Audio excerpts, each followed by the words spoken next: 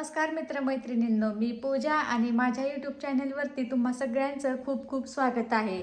तर आम्ही जेव्हा वलगुडला गेलो होतो ना दोघे पण, म्हणजे त्याला आता जवळपास 4-5 दिवस झाले आणि तेव्हाच येताना ना मी तिकडून त्यांच्या मामाच्या घरून 2-3 नारळ घेऊन आले होते. आणि माझ्या मिस्टरांना ना बऱ्याच दिवसापासून ओल्या नारळाची बर्फी खायची होती आणि त्यासाठीच ना मी तिकडून नारळ घेऊन आले होते. पण मला तर काही टाईमच भेटत नव्हता त्याची बर्फी करायला. आणि आज नेमकाच आहे सोमवार, श्रावण महिन्यातील आज दुसरा सोमवार आहे. तर सकाळची देवपूजा वगैरे आवरून घेतली, सगळी कामे आवरली, खिचडी वगैरे बनवली होती आणि खिचडी पण खाऊन घेतली आणि आता मला बनवायची आहे बर्फी. तर सकाळी म्हणजे यांच्याकडून ना मी ते दोन्ही पण नारळ फोडून घेतले, त्याचं खोबरं वगैरे काढून घेतले आणि ते मी मिक्सरला बारीक करून घेतलेलं आहे. तर बऱ्यापैकी माझी काही तयारी झाली आहे. बघू शकता इकडे माझी काही तयारी झाली आहे. आता बर्फीसाठी लागणार होतं दूध आणि दूध तर काही माझ्याकडे नव्हतं, त्याच्यामुळे मी आता बाहेर गेले होते तेव्हा ते दूध मी घेऊन आले आहे बर्फीसाठी.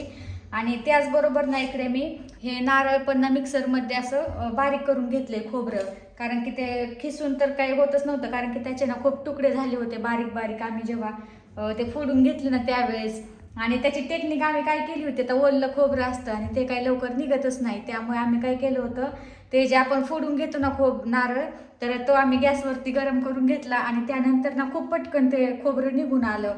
तर ते खोबरं ना मी ते मिक्सरमध्ये बारीक करून घेतलेलं आहे. आणि आता बघू, आता त्याला ना आता त्याचा अंदाज, आता आपल्याला अंदाज असा येईल की आता साखर किती घ्यायची किती नाही, ते दूध किती टाकायचं, त्यासाठी एक अंदाज पाहिजेत म्हणजे मेजरमेंट. तर आता ते ना मी ह्या वाटीने मोजून घेणार आहे किती खोबरं भरतंय ते किती वाट्या. आणि तर चला बघू आता कसं होतंय कसं नाही ते नारळाची बर्फी. व्हिडिओ तुम्ही कंटिन्यू करा. तर बघा 2 नारळाचं खोबरं ना एवढं निघालेलं आहे, एक पूर्ण डब्बाच भरलेला आहे. आणि आता ते ना मी ह्या वाटीने मोजून घेते. तर किती भरतंय किती नाही ते आपल्याला एक अंदाज पण यायला पाहिजे, कारण की त्याशिवाय तर काय मग आपण खोबऱ्याचा आपल्याला अंदाज लागणारच नाही किती घ्यायचं. त्याचबरोबर दूध किती टाकायचं ते.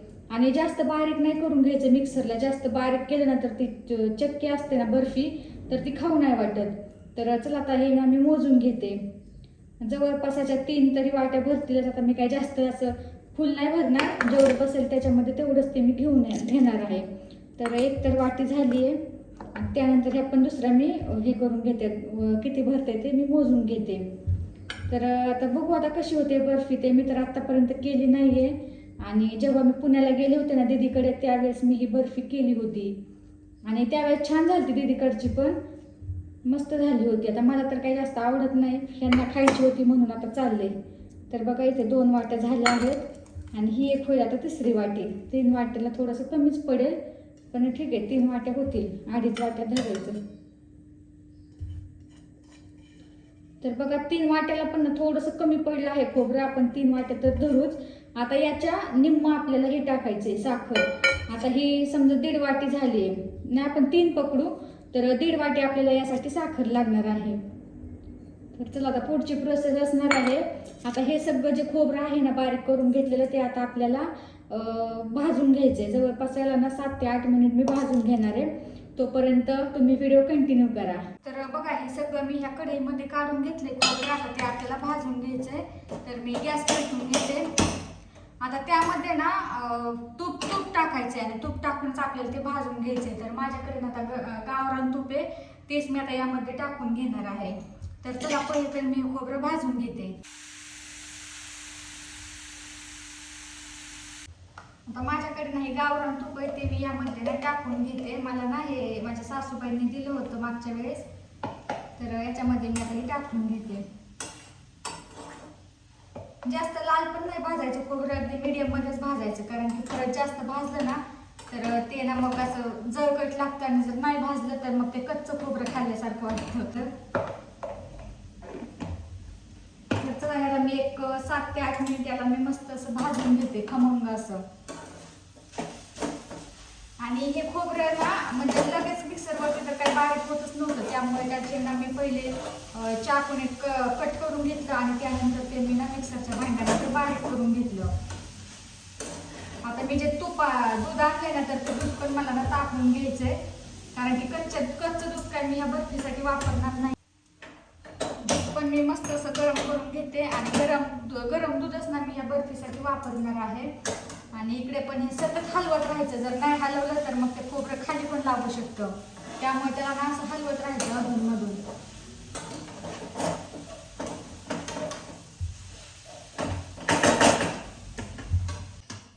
तर आता माझं नाही खोबरं पण भाजून झालेलंच आहे आणि ते ना आता मी खाली उतरून घेणार आहे. मस्त असं ते मी खरपूस रंग त्याचा चेंज होईपर्यंत मस्त असं भाजून घेतले आणि दूध पण तापवून घेतले. आता ते ना मी दुसऱ्या प्लेटीमध्ये काढून घेते. तर बघा आता मी परत त्यावरती कढई ठेवून घेतली आणि त्यामध्ये आता मी थोडंसं दूध टाकून घेणार आहे. दूध म्हणजे एकदम थोडंसं ना 4-5 चमचे मी यामध्ये दूध टाकून घेणार आहे. जास्त पण नाही टाकणार, एकदम एवढंच दूध टाकून घेणार आहे.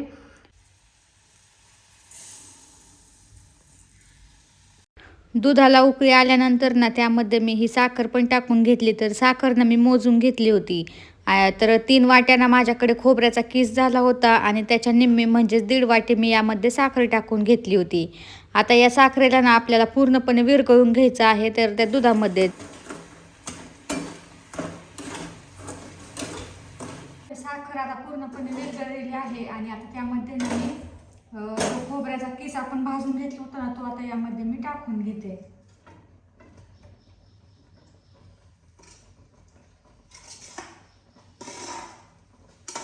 तर बघा असं थोडा थोडा करून सगळा किस यामध्ये आपल्याला टाकून घ्यायचा आहे. स्पेशल नारळाच्या बर्फीचा व्लॉग मी काही शूट करत नाही आहे. त्यामध्ये मी ना डेली व्लॉग माझे शूट करत आहे.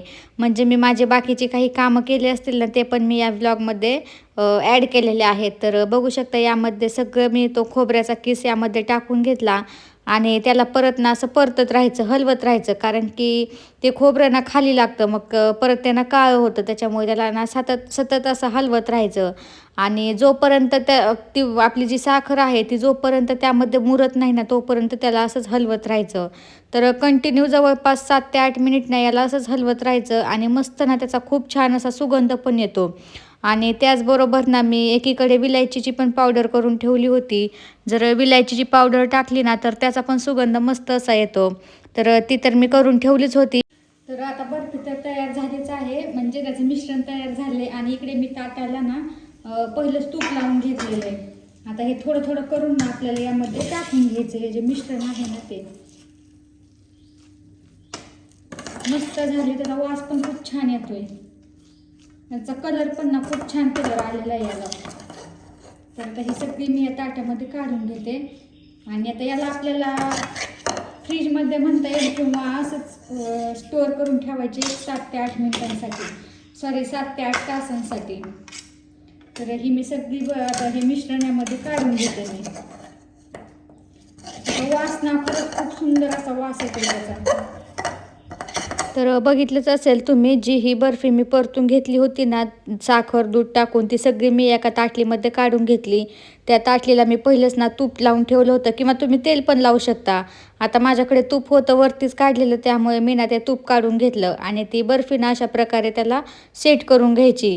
आता माझ्याकडून ना इथे एक चूक झाली होती. मी ताटली छोटी घेतली होती आणि ती बर्फीचं मिश्रण जास्त झालं होतं.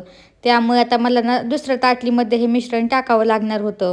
एका ताटलीमध्ये जास्त झाले म्हणून मी यातली ना काही थोडीशी याच्यामध्ये काढून टाकते. तर एका प्लेटमधलं मिश्रण मी हे दुसऱ्या प्लेटमध्ये काढून घेतलं आणि त्या पण प्लेटला ना मी तूप लावून घेतलं होतं. तर ही बर्फी ना आता मी जवळपास 7 ते 8 तासांसाठी तशी स्टोअर करून ठेवणार आहे. आता ही बर्फी मी ना दुपारच्या 1च्या टायमिंगमध्ये बनवत आहे आणि त्याला मी आता संध्याकाळीच पाहणार आहे 7-8 वाजता. त्यानंतर तुम्हाला ना ती पण क्लिप मी नक्कीच तुमच्यासोबत शेअर करेल, बर्फी कशी झाली आहे कशी नाही ते. तर बघू आता कशी होते कशी नाही ते, कारण की मी तर पहिल्यांदाच ट्राय करत होते आणि तुम्ही पण ही बर्फी कधी ट्राय नसेल केली ना तर नक्कीच पहा. तर हे बर्फीचं मिश्रण ना मी हाताने सेट करत होते, पण ते ना खूपच गरम होतं. कारण की त्यामध्ये आपण साखर टाकलेली होती आणि तो साखरेचा पाक त्यामध्ये झालेला होता ना आणि त्यामुळेच ना तो पाक अजूनपर्यंत ना खूपच गरम होता. बर्फी तर तयार झालीच होती आणि ते मिश्रण ना मी ठेवून दिलं होतं. आता त्याला ना मी संध्याकाळी 7-8 वाजता पाहते. त्यानंतर ना इकडे मी हे साबुदाणे घेतले होते, ते भिजत घालत होते आणि ही खिचडी ना मला संध्याकाळी बनवायची होती.